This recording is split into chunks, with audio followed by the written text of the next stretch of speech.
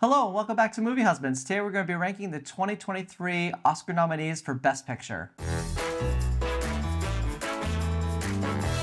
Alright, so this is a new video for our channel. This is our first time doing a ranked video, and I think we have discussed doing a few ranked videos down the line, so I look forward to those coming down in the future. For now, though, we're going to be ranking the top 10 films that are nominated for Best Picture. Yeah, and it kind of gives us the opportunity to talk about 6 of these films that we haven't really talked about before.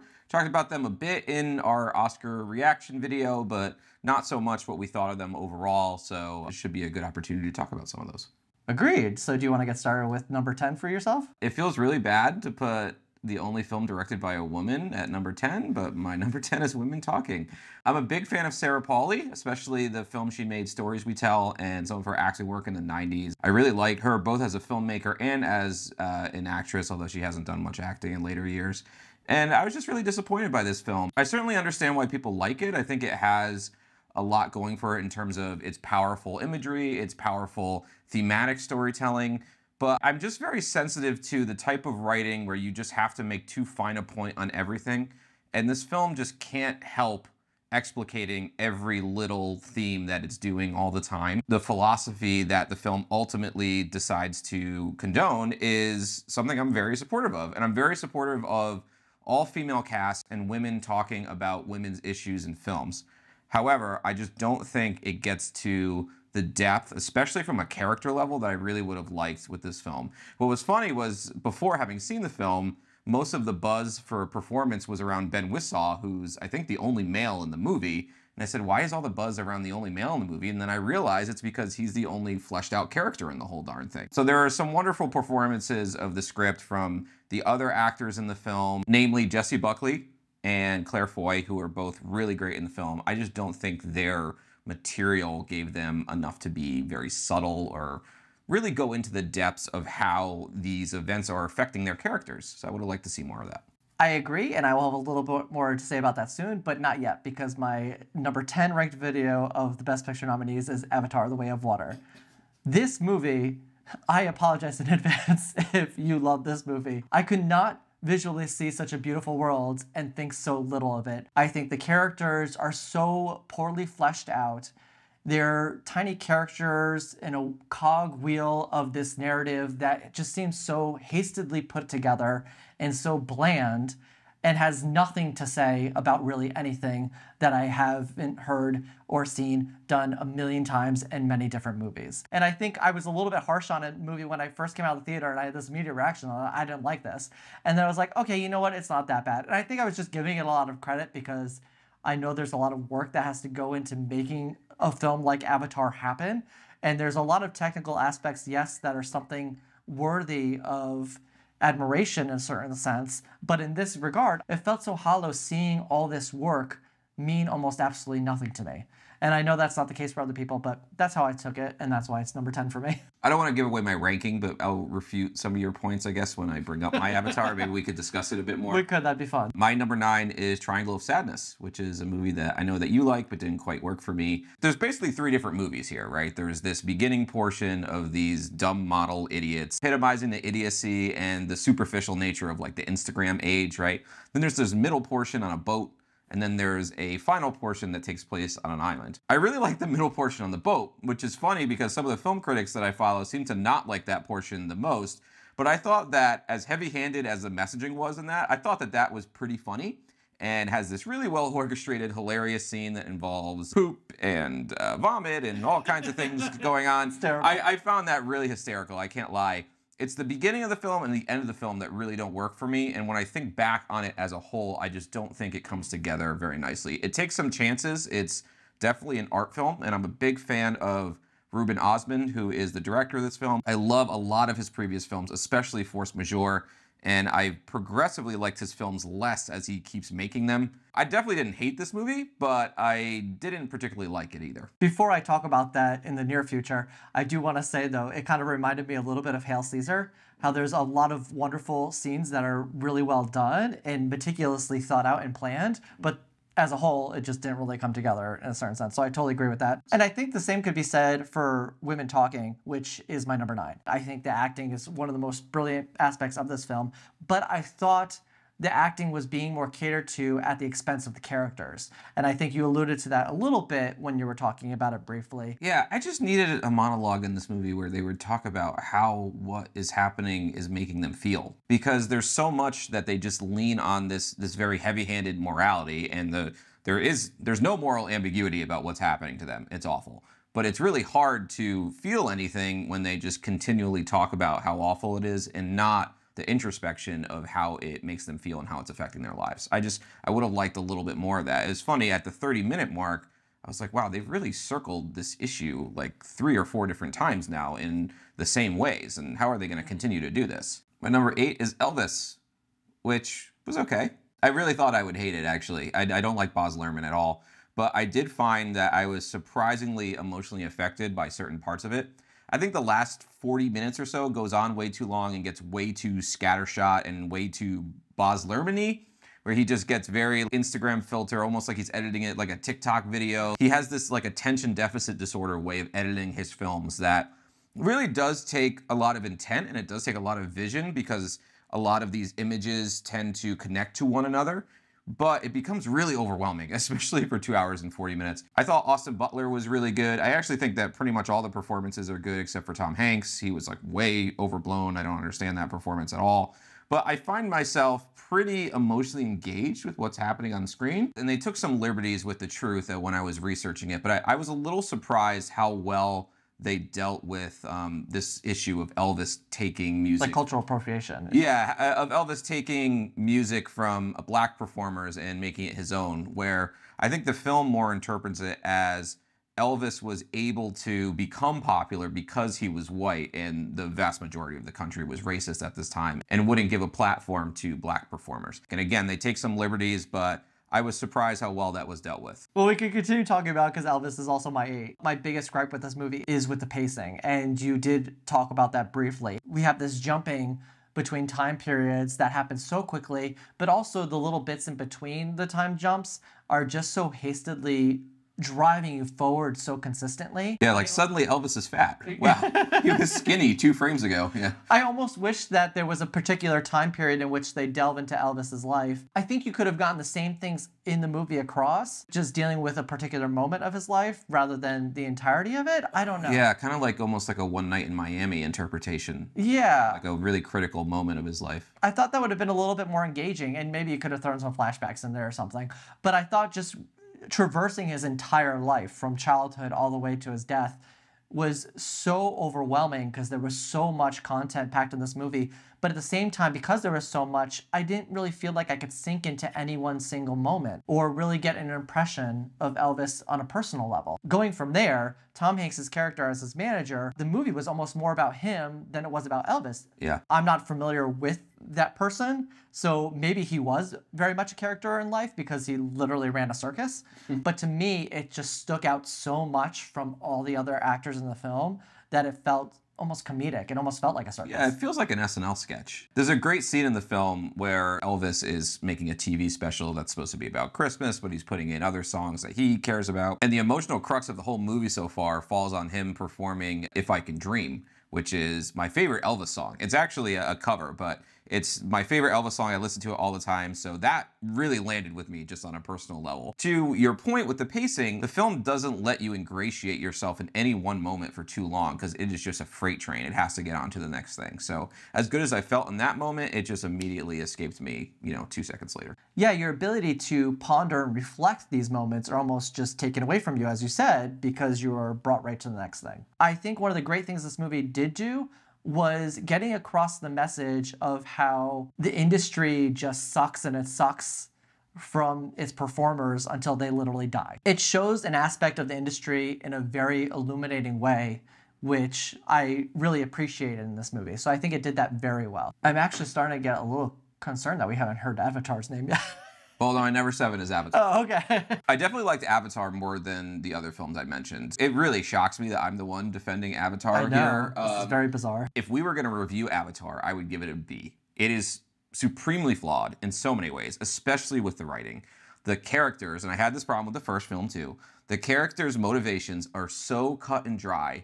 The good guys are so good and the bad guys are so bad. There's just nothing to contemplate in the theater.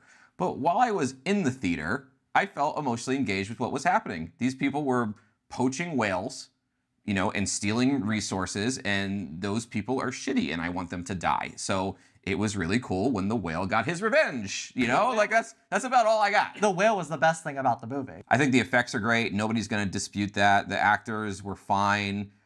I was just really surprised how engaged I was on a very superficial level for the entire runtime. Now, have I thought about it much since I left the theater? Not really. But I was also immediately put in the defense because I think you disliked it so much. If we pick the nominees, so to speak, I'm not sure that I would have nominated this film, but I think it's fine. If it got into Best Director or something, I would have been very annoyed. But all right, moving on from Avatar, my number 7 in this list is Triangle of Sadness. I don't have really anything to add to what you've already said. That middle scene I thought was absolutely brilliant. So when we get to number 6, I think this is where the divide in my list begins. I agree. So 10 through 7 to me are all movies that I like, I would recommend. Like even Women Talking, if we reviewed that, I'd probably give it a B-, which to me is like a tentative recommend. I think people should go see Women Talking. Same with Triangle of Sadness, same with Avatar. I would not recommend Avatar, by the way. I would just skip it, even though most of the world's already seen it. Yeah. I was gonna say nobody is, yeah. I'm not convincing anybody. So I think those are all B- to B movies, right? So then we have this line here, and starting at number 6, I think we have all A- to A movies, in my opinion, or maybe B+ to A movies. Starting that off is number 6 is All Quiet on the Western Front. We're putting out a review of it soon, so I don't want to stomp too much on that, but I think that All Quiet on the Western Front is not new. It's a film that we've seen before. I mean, in a literal sense, because it's a remake, but just in its thematic material, it's something that we've seen before. There were a lot of war films made in the 90s and early 2000s that would really dominate the Oscar race. And I think that what propels this film above those films is just that every single scene and every single opportunity it has to disgust you and make you feel bad about war, it takes that opportunity. So that's what I like about it. It's not particularly complicated, but I've seen a lot of war movies where they say war is hell, but people that serve in the war serve with honor and they serve with valor, right? This film says these people died for no reason. It's utterly meaningless. Violence is destructive, and ultimately the purpose that they were looking for, the purpose that the generals were putting their soldiers out in the field to die for, it made no difference. And I admire that message. I completely agree with what you just said. It is my number 6 as well on the list. It is very gritty and raw. It is very visually disturbing. It does not take war lightly. There are a lot of movies that almost revel in the concept of war itself. I think this movie really hits it on the nose of what war actually is. I could see that from the perspective more so because this is following the German side, which in this case is the invader.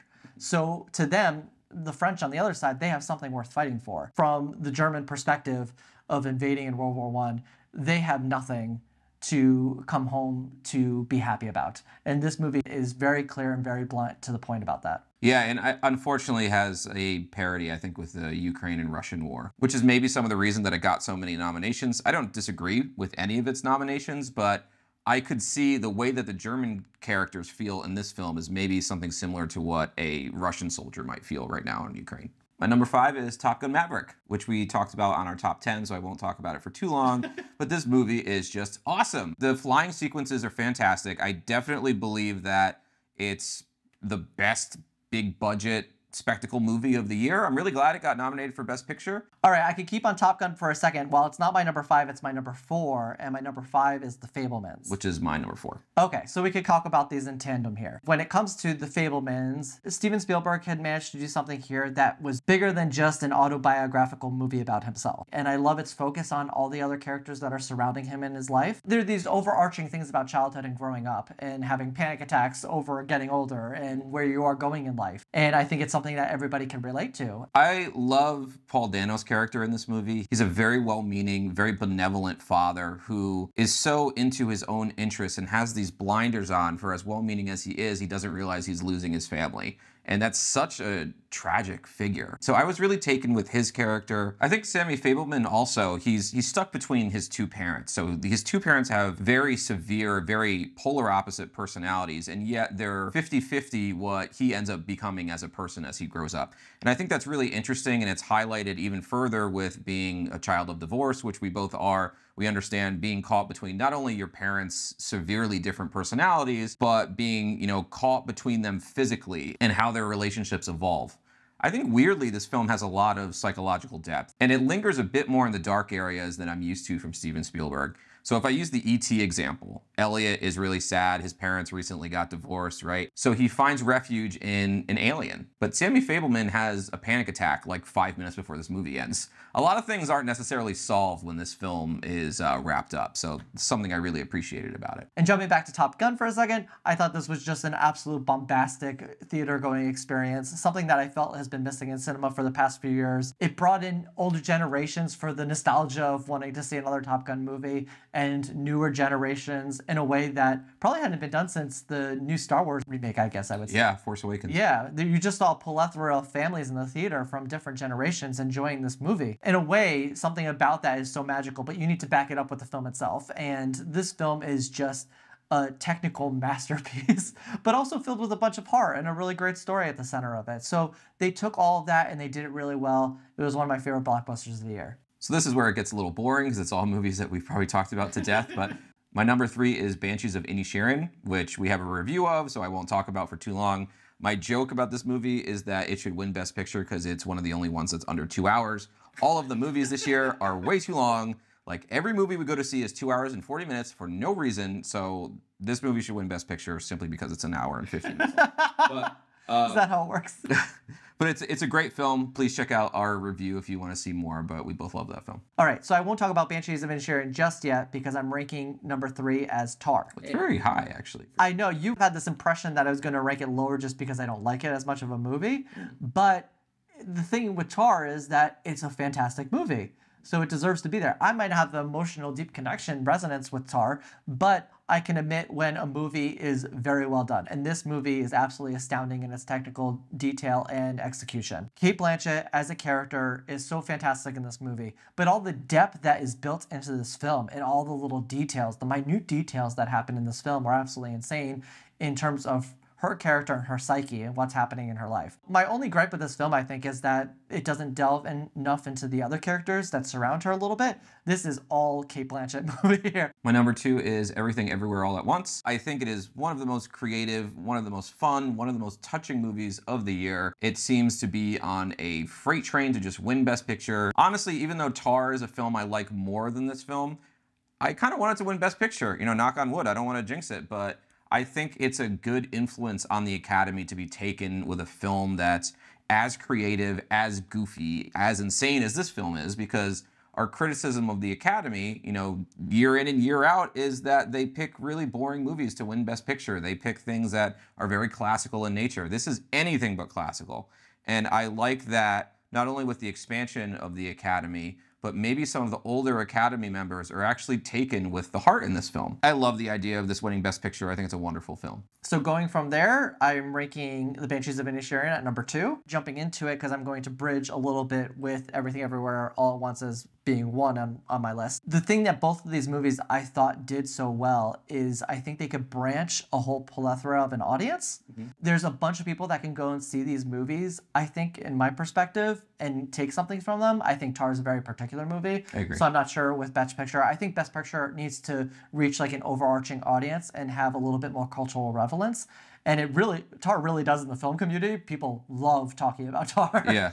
But I think when you come to Best Picture and what makes Best Picture a Best Picture, I think it has to reach a lot more people. And I think Everything Everywhere All at Once and The Banshees of Inisherin really do a wonderful job at doing that. The only reason I put Everything Everywhere All at Once as number 1 is because on this list of 10 films, it's my favorite movie of those 10. I think it has the humor. I think it has the heart. I think it makes a really good point about relationships. Banshees of Inisherin does that as well, just maybe a little bit to a sadder degree. So it's a little hard for me to sink into that, but I do appreciate what they're doing in that movie.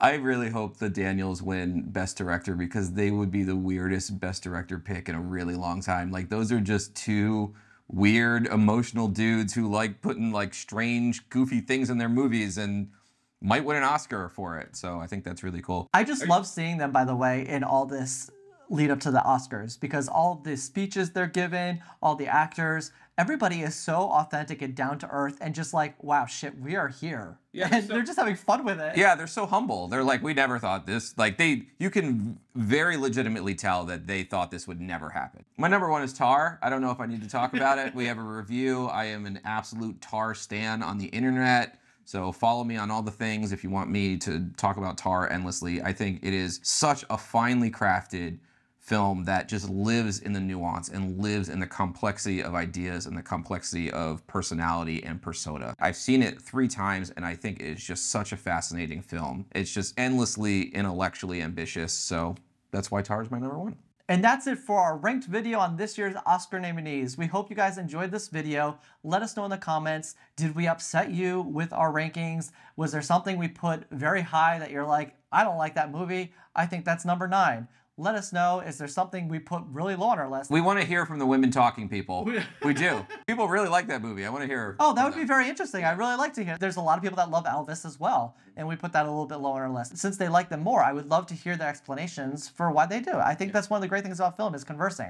It was nice that we were on the same page, but it almost would have been really fun if we were very different on something. I know. I wish we reviewed Avatar, actually, because we were so different on that. We do have a 12-minute video that's very unfiltered that we could post at some point. But no, we won't. We won't. We won't post that one.